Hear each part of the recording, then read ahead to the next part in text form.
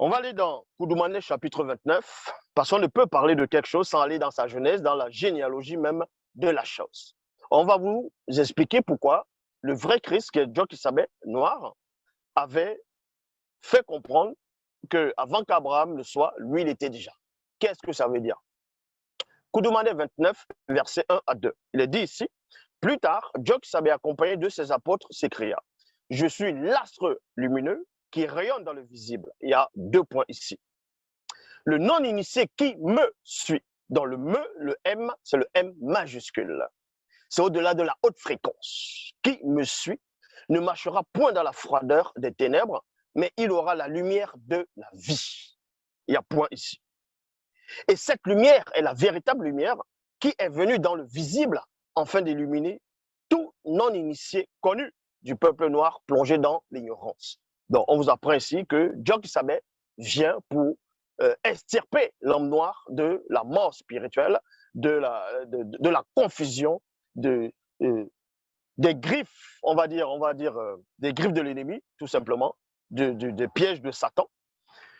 Djokisabé vient pour délivrer le peuple noir, premièrement. Ça veut dire que depuis que Djokisabé était, même avant sa venue, sa mission, on va dire l'évangile qu'il a porté, y compris les apôtres, dans ce que vous allez appeler l'Ancien Testament, était de délivrer le peuple noir, c'est-à-dire le peuple élu. Et en cette époque, y compris jusqu'à la période de la fin, tous les noirs qui existent dans ce monde, dans cette réalité actuellement, doivent être soumis uniquement aussi par l'évangile de Djokisabé. C'est-à-dire que Djokisabé n'est pas venu sauver les noirs uniquement de son époque, c'est de tous les temps. Et ensuite, quand vous allez dans le livre des prophètes, chapitre 1, versets 5 à 7, il est dit, Djokisabé répondit, je n'ai été envoyé qu'au peuple noir. Parce que quand on suit des débats, d'autres personnes, on va dire des musulmans, des chrétiens un peu partout, ils vont dire, voici le dernier prophète, non, voici le prophète qui était envoyé à l'humanité, ainsi de suite.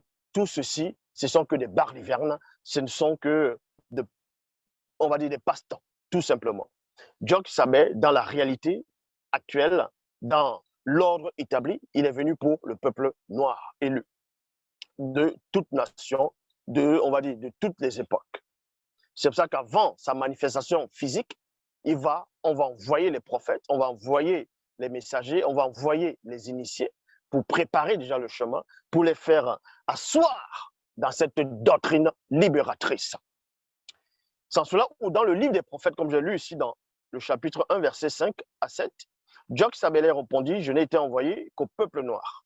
Maintenant, si Djokisabé a été envoyé au peuple noir, est-ce à dire que les autres races, y compris les blancs, les sans-mêlés, ainsi de suite, eux, ils étaient envoyés on a envoyé qui pour les sauver?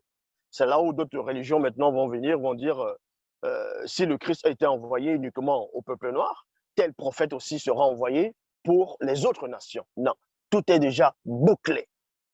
Verset 6, alors, virgule, il ne convient pas, selon l'ordre établi, de prendre de ce pain-ci, qui est uniquement réservé à la race noire, et de le donner aux blancs et aux sans-mêlés. Il y a point.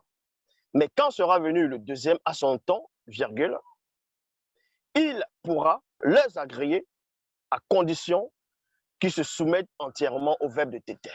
Donc vous comprenez que l'humanité entière doit connaître uniquement une seule parole.